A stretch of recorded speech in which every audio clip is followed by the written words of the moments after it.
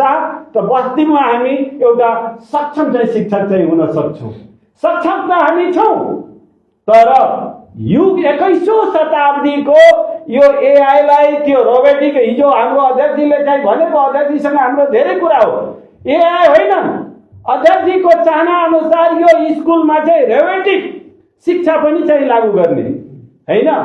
तर इच्छा शक्ति भएपछि त्यो रोबोटिक पनि हाम्रो लागि केही असम्भव चाहिँ कुरा चाहिँ होइन।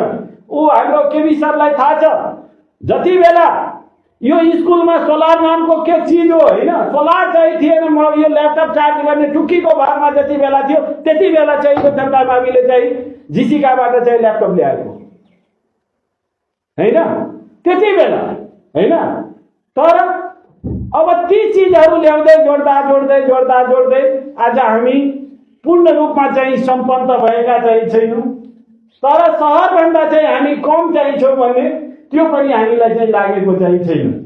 हामी बिस्तारै विकास भनेको चिज 100% कहिले चाहिँ हुँदैन होइन।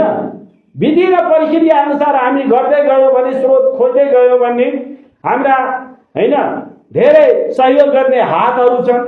धेरै हिजोको भन्दा अहिले सङ्घ संस्था स्कुल सञ्चालन गर्न धेरै सजिलो छ। हिजो पहिले के थिए त, सरकार चाहिँ काठमाडौँमा हुन्थे, तर अब ती सरकारहरू होइन हाम्रो वीरेन्द्रनगरैमा छ।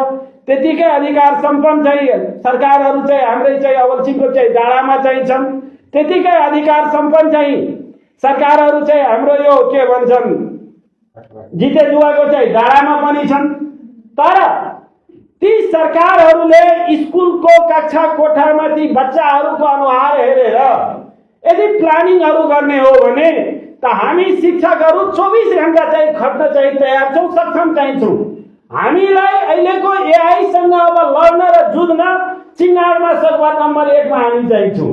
मलाई गर्व लाग्छ अब 31 गते हुने प्रो मिटिङमा चाहिँ मेरो आवाज र भोइस र बोली चाहिँ त्यहाँ शैक्षिक बहसमा चाहिँ फरक होला। हुन त हाम्रा कति साथीहरू चाहिँ जानुहुन्छ, तर मेरो बहसको प्रक्रिया चाहिँ के हुन्छ त, प्रो मिटिङमा चाहिँ हामी फरक किसिमले राखेका हुन्छौँ। तिनीहरूलाई चुनौती दिएको हुन्छौँ, च्यालेन्ज गरेका हुन्छौँ। त्यसै कारण आज यो जनता मावि मात्र होइन, चिङ्गारले हरेक कुराहरूमा चाहिँ के गरिरहेको छ त, प्र्याक्टिस गरिरहेको छ। मेरो तपाईहरुसँग